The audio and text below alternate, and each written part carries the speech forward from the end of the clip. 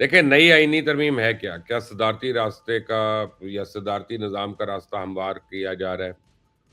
تو نواز شریف مجوزہ آئینی ترمیم کے خلاف مزاحمت کریں گے یا خاموشی کو ترجیح دیں گے؟ جاتی عمرہ میں کیا چل رہا ہے اور بلاول بھٹو کیوں ناراض ہے؟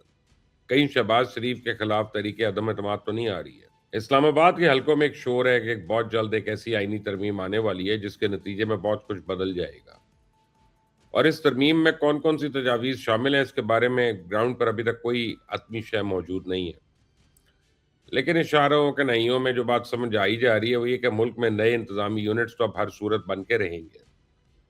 پارلیمانی نظام کی جگہ صدارتی نظام کے لیے راستہ ہموار کرنے کی بھی پیشن گوئی ہو رہی ہے۔ یہ بھی بتایا جا رہا ہے کہ مجوزہ آئینی ترمیم 18ویں ترمیم کی ان تمام شقوں کو دوبارہ ایڈریس کرے گی جن کا تعلق صوبائی خود مختاری سے ہے، یعنی وسائل کی تقسیم، N F C award, tax اور انٹرنل سیکورٹی سے متعلق قوانین کو از سر نو ترتیب دیا جائے گا۔ مسلم لیگ نون کے باخبر حلقے یہ دعوے بھی کر رہے ہیں کہ نئی آئینی ترمیم کے نتیجے میں آبی وسائل کی تقسیم کا جھگڑا ہمیشہ کے لیے ختم ہو جائے گا اور نئی نہریں نکالنے میں کوئی قانونی رکاوٹ نہیں باقی رہے گی۔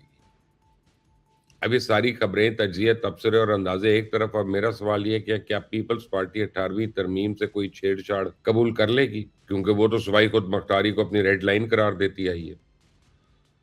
دوسرا سوال یہ ہے کیا نواز شریف پارلیمانی نظام کی جگہ صدارتی نظام قبول کر لیں گے؟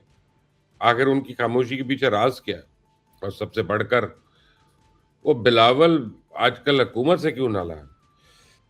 تو اگر آپ مجھ سے میری ذاتی رائے پوچھیں تو مسلم لیگ نون انتظامی یونٹس بنانے کی حد تک تو تیار ہے، صوبے کے بعض اختیارات وفاق کو منتقل کرنے کے لیے بھی مان جائیں گے، اس کے علاوہ صوبے کی انٹرنل سیکورٹی کا بوجھ اٹھانے پر بھی راضی ہیں، لیکن صدارتی نظام کے حق میں کبھی ووٹ نہیں دیں گے، اور اس کی وجہ شہباز شریف یا مریم نہیں بلکہ نواز شریف ہیں۔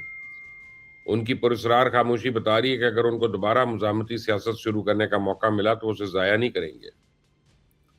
یہ مجوزہ آئینی ترمیم جو ہے نواز شریف کی مزاحمت کو ایک سنہرا باب دے سکتی ہے۔ آپ دیکھیں نا کہ مسلم لیگ نون کے پاس اس وقت کوئی سیاسی بیانیہ نہیں ہے۔ آپ پنجاب کے کسی بھی شہر کا سروے کر لیں، آپ کو مسلم لیگ نون کی مقبولیت کا اندازہ ہو جائے گا۔ تاجر پریشان ہیں، مزدور لاچار ہیں، تنخواہ دار کی زندگی جیرن ہے۔ لوگ اب ریلیف چاہتے ہیں بجلی اور گیس کے بلوں میں، پیٹرول کی قیمتوں میں، آٹے دال اور گھی کی مت میں، لیکن حکومت کی مجبوری ہے کہ خزانہ خالی ہے۔ بجلی اور گیس کے بل میں، پیٹرول کی قیمتوں میں عوام کو کوئی ریلیف نہیں اب مل سکتا اس وقت۔ ان حالات میں نواز شریف کے پاس اپنا ووٹ بینک بچانے کے لیے لے دے کر ایک ہی راستہ بچا، وہ ہے مزاحمت کا راستہ۔ تو میری اطلاع کے مطابق وہ فیصلہ کر چکے ہیں، لیکن مصیبت یہ ہے ان کی اپنی جماعت اور قابل اعتماد ساتھی ان کے راستے میں دیوار بن کے کھڑے ہیں۔